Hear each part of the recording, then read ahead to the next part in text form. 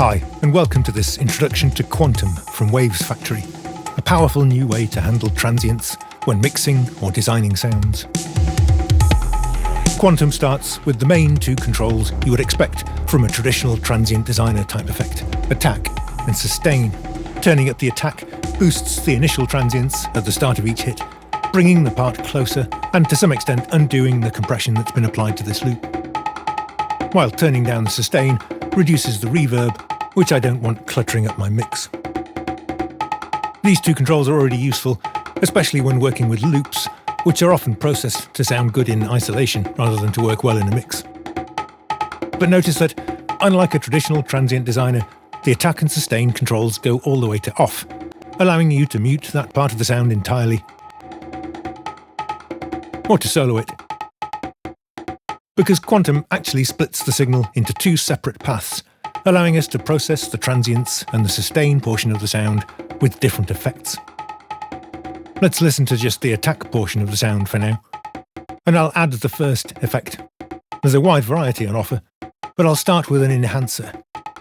This allows you to add extra crispness or brightness, or extra warmth and thickness. The latter doesn't come with the usual risk of cluttering up the low mid-range, however, as we're only applying it to those very short initial transients. Okay, let's add another effect, this time stereo tools. This is a useful utility that allows me to narrow the stereo width of those initial transients by turning down the side signal, and I can focus those transients more firmly in the middle of the image. Now let's try doing the opposite for the sustain portion. I'll set the gain back to unity, add another stereo tools for the sustain signal path, and this time I'll boost the sides and turn down the mids. This has cleared out a lot of that low mid-range ringing mud that was predominantly in the middle, and also created an interesting image with very focused centered transients and yet very wide ringing and ambience. If we listen in mono, the ambience sits well back and the rhythm of the transients dominates, so that big washy reverb isn't going to clutter up the mono version of the mix, but just add width to the stereo version. Let's bypass Quantum, and notice what a big difference just these three processes have made. Perhaps more importantly, listen in context with a mix, and notice how much better it fits with Quantum enabled.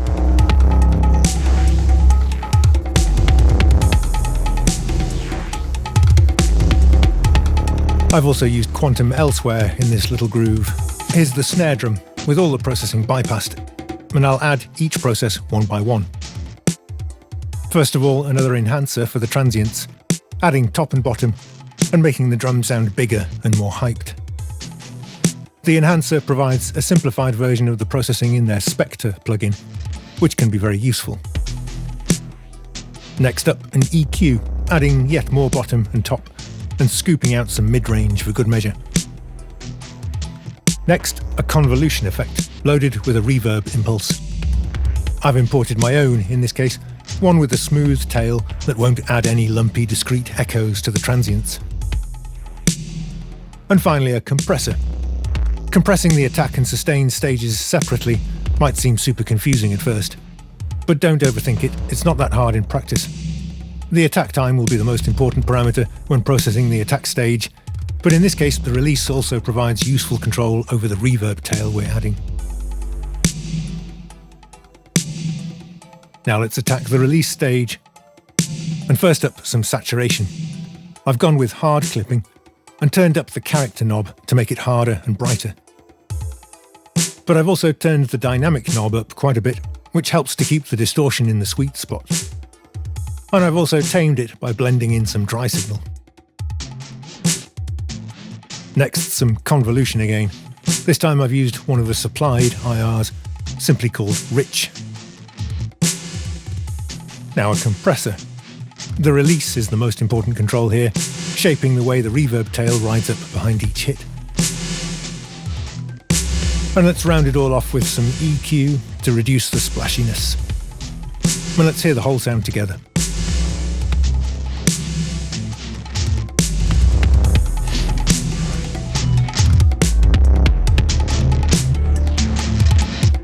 That's quite a profound difference, I think you'll agree. Of course, it's not only drums and percussion that have transients. Here's an 808 bass part. Well, actually, it has nothing to do with the TR-808 drum machine in any way, except that it's a percussive bass part with a pitched long decay. Let's try isolating the initial transients. In this case, it might be better to switch the mode to general instead of drums. And I might try increasing the decay a touch so the attack stage grabs a slightly longer chunk of each note. If you're getting double triggering on some transients, you can try decreasing the sensitivity so the algorithm ignores smaller spikes. Or you can try increasing the hold time, which just suppresses detection for a short while after each transient. And then I'll start by adding an enhancer. It's just the low band I'm interested in this time. And let's give the drive parameter plenty of welly as well. Then let's follow it up with some EQ. I'm going to try to exaggerate the percussive, kick-like aspects of the sound. Let's have a chunk of bottom end, scoop out some low mid-range mud, boost up some high mid-range clarity. Something like that, I reckon. Now I'll tighten it all up with a compressor and tune the attack to get the right kind of thump.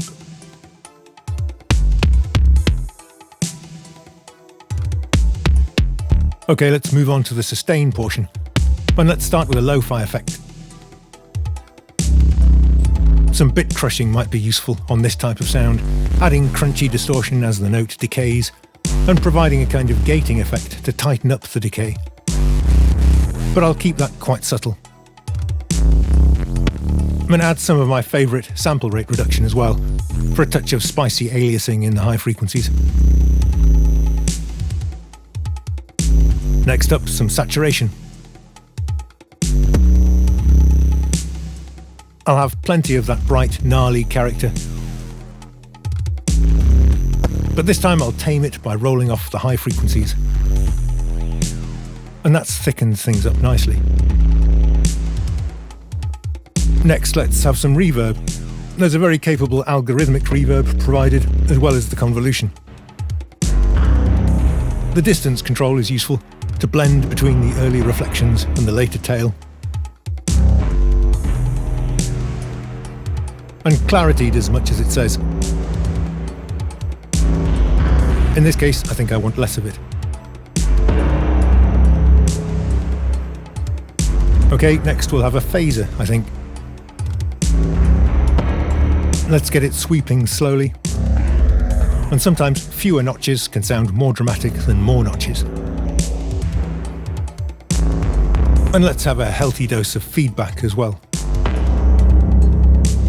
Would that phaser sound better before the reverb? It's easy to try it. Just drag the effects to change the order. Actually, I think I prefer the reverb first. So let's round this off with some more compression for added consistency and to tame those resonant phaser sweeps a little.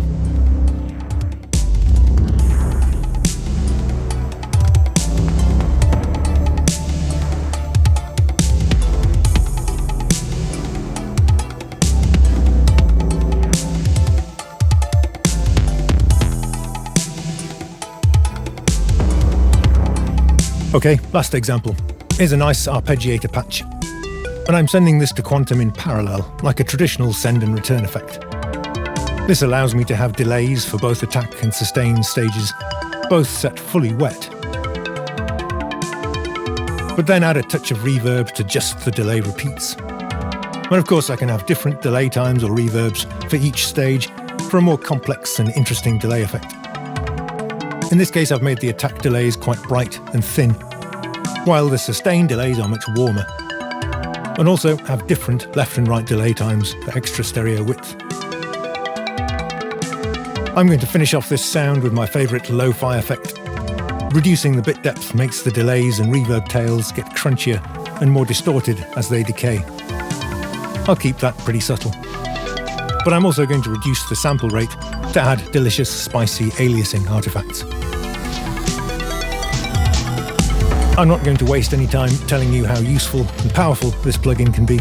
Instead, just have a listen to this little groove I've created.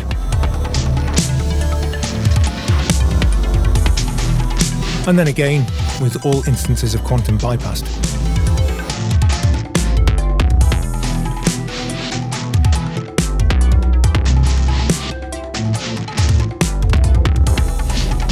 I think I can let that speak for itself, right? That's all. Thanks for watching.